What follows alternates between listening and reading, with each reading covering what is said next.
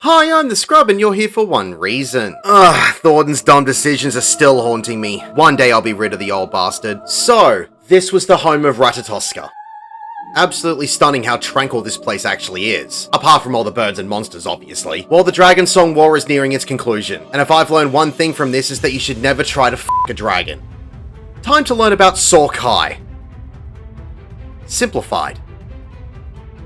Head up the stairs to destroy the 2 cubes. They will only do occasional AoEs to target random players called Dark Wizard 3. Kill both enemies and the gate will open. If you're with the duty support system, it doesn't hurt to just single pull this area. However, if you feel confident in your abilities, you can either double pull or even pull everything all the way to the next wall. Remember to mitigate and kill everything while watching out for all the AoEs for all the enemies. The fans will cast Tight Tornado, which will give a small knockback to everyone in front of it. When you kill the fans, they will create this vortex effect on the ground. If you run into this, it will launch you into the air for a moment and you will gain a short haste buff which decreases the time between attacks and auto attacks for you. First boss time. 1000 coupons charged as a tank buster. A number of Moogles will drop into the arena. They will each have their own unique mechanic, however the only one you really need to be aware of is the Paladin Pokemon. I mean Moogle. It will tether to the boss which will cause the boss to become invincible. Defeat that Moogle to continue damaging the boss. The Moogles do not have a lot of health, so you probably won't even see their unique mechanics. When you defeat them, they will remain in the fight but be incapacitated on the ground. Pom Holy is a room-wide AoE. The boss will move to the middle of the arena and start casting Pom Praise. This will spawn this purple summoning circle which will cover a number of Moogles. All the Moogles will now become targetable even though they have no health. Hitting the Moogles will now cause them to be knocked back a short distance. If the Moogles are left or pushed into the summoning circle, they will be resurrected and gain a boost in health. Just push the Moogles out of the purple circle before the cast finishes to avoid them being resurrected. The boss will cast Demoniacal Mogcane. This will spawn a spinning cane somewhere in the arena. After a few seconds, it will explode in a cross pattern of narrow straight line AoEs. If you get hit by this, it will give you a Vuln stack per AoE you are hit by. The boss will repeat mechanics to repeat Moogles being spawned in until the Moglin has been defeated. Walk into the circle on the outer edge of the platform to be launched to the next area. Again, if you're with the duty support system, it doesn't hurt to single pull these next few pulls. Pull the 3 birds and continue around the corner to the 4 eggs. When you get close to them, the eggs will begin glowing and start casting Hatch. You can destroy the eggs before they finish casting. If they do finish casting, they will spawn into more birds, but they don't have a lot of health. Kill everything and the next door will open. You can double pull or pull everything to the next wall if you are confident in you and your party's abilities. Watch out for the Anzu's cast of Breathwing as it is a big AoE. Kill everything while watching out for all the AoEs cast by all the mobs. Walk into the circle on the outer edge of the platform to be launched into the second boss arena. Hock here.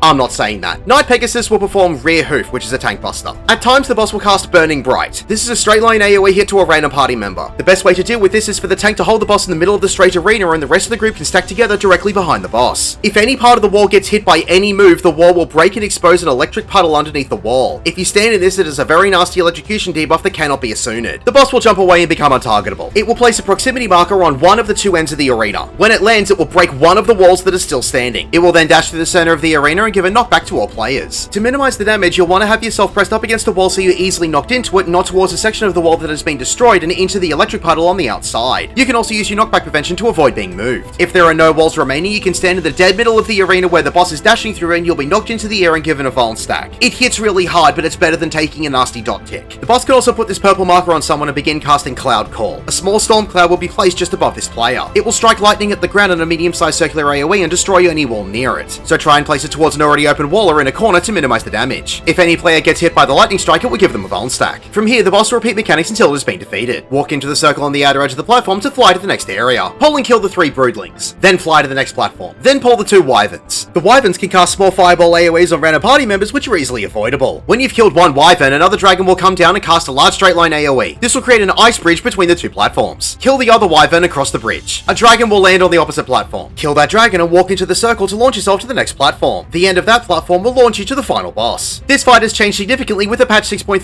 update. Wormclaw is a tank buster. Hallowed Wings will have one of Horace Velgar's wings glow. This wing will cleave that half of the room. If you get hit with this, it will give you a Vuln stack. Just move to the opposite side of the glowing wing to dodge the attack. Holy Storm is a room-wide AoE. The boss will fly to a random side of the arena and begin casting Hallowed Dive. This is a straight line AoE right through the center of the arena. On the outside of the arena, there will be smaller AoEs that will be moving in a linear path. This is known as an Extra Flare. You just need to wait until Horace Velgar finishes casting Hallowed Dive to move into the middle of the arena and dodge both AoEs. Arkmorn is a multi-hit stack marker. Just stay grouped up for this whole damage. It should hit approximately 5 times, so healers get ready with those extra heals. Holy Breath will give each player a small point blank AoE. Just spread out and avoid overlapping these. The boss will cast Diamond Storm. This will coat the floor in a layer of ice and make it so that it will slide instead of walking in the direction you move. After this, it will fly to another random point on the outside of the arena and cast Frigid Dive. This will have the same straight line AoE from before, except this time there'll be no Extra Flares. Instead, there will be several AoEs scattered around the arena. All we need to do is slide out of an AoE when one is underneath you. You will slide almost the exact distance of one circle, and there are only 3 sets of circles that will spawn in. So don't panic, they are easily dodgeable. From here, Herace Vargar will repeat mechanics until it has been defeated. Congratulations, you have beaten Sohr Khai.